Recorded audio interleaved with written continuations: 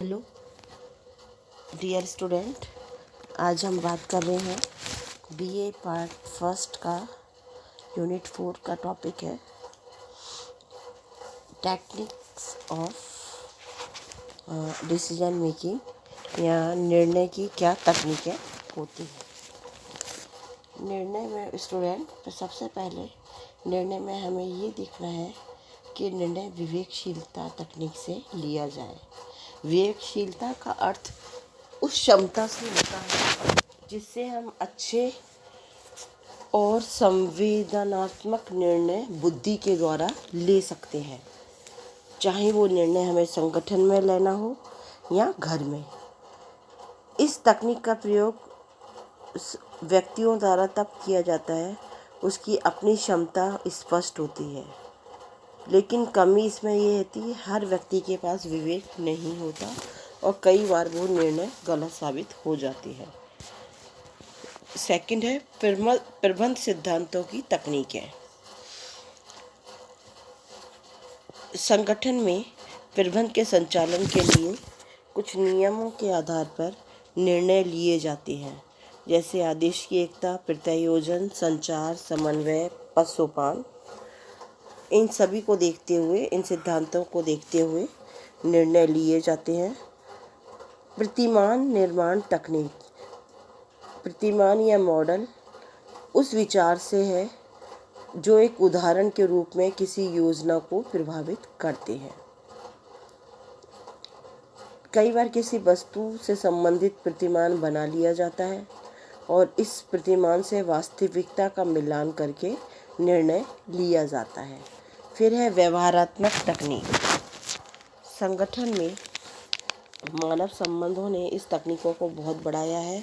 समूह में चर्चा करके, सुझाव आमंत्रित करके और सहभागी प्रबंध के द्वारा इस तरह का निर्णय लिया जाता है। आर्थिक और वित्तीय निर्णय।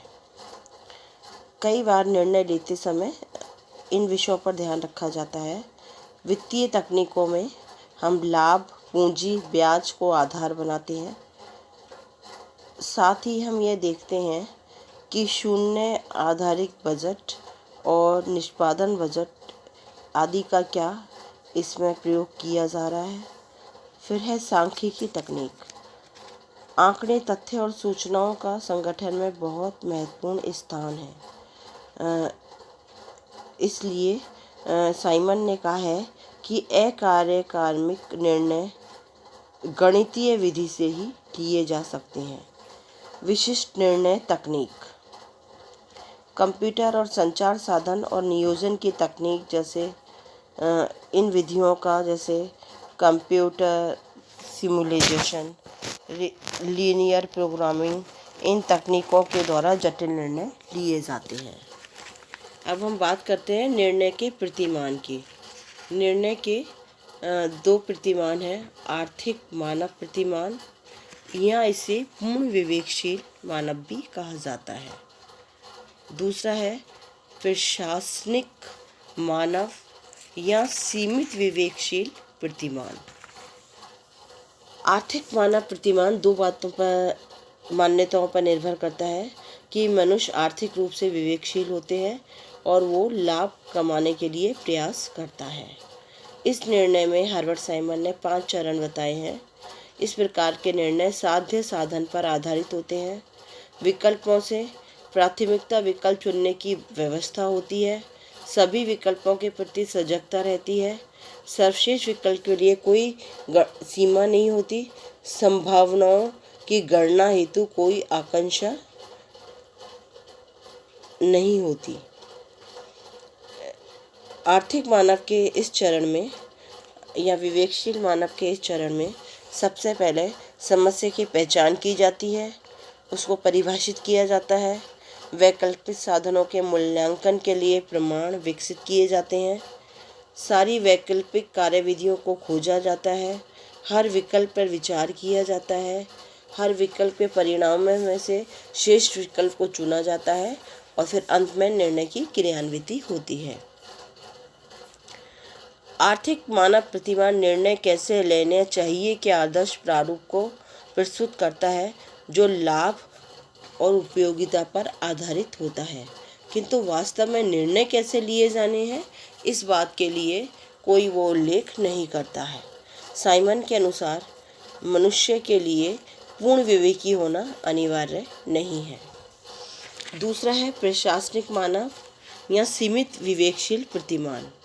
यह प्रतिमान मध्य मार्गी है, जिसमें व्यक्ति न तो पूरी तरह तार्किक होता है और न ही भावुक होता है।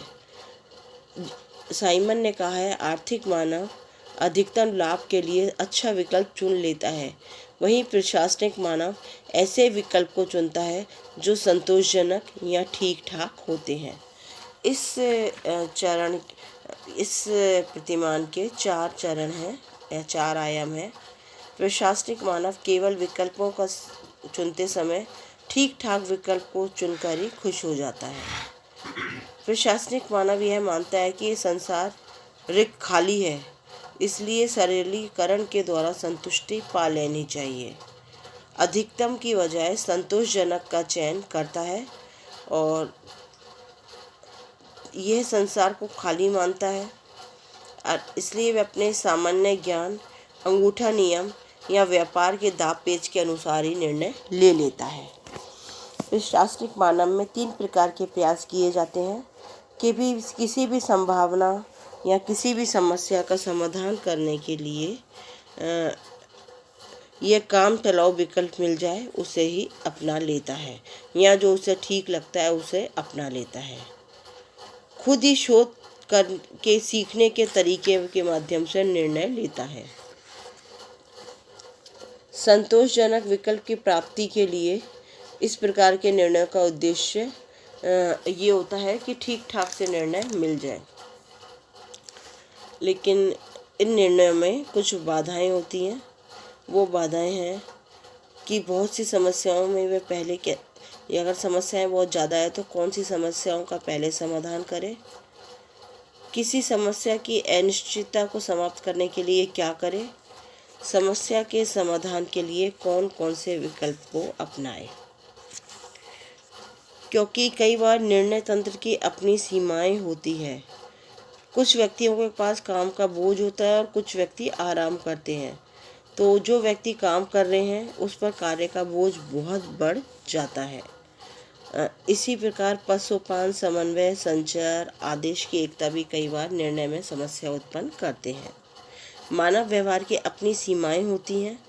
वो हर उसकी आयु, वंश, जाति, लिंग, भेद सब अलग अलग होता है। संसार में 2 व्यक्ति एक समान हो सकते हैं और ना ही उनकी व्यवहार भी एक समान हो सकते हैं।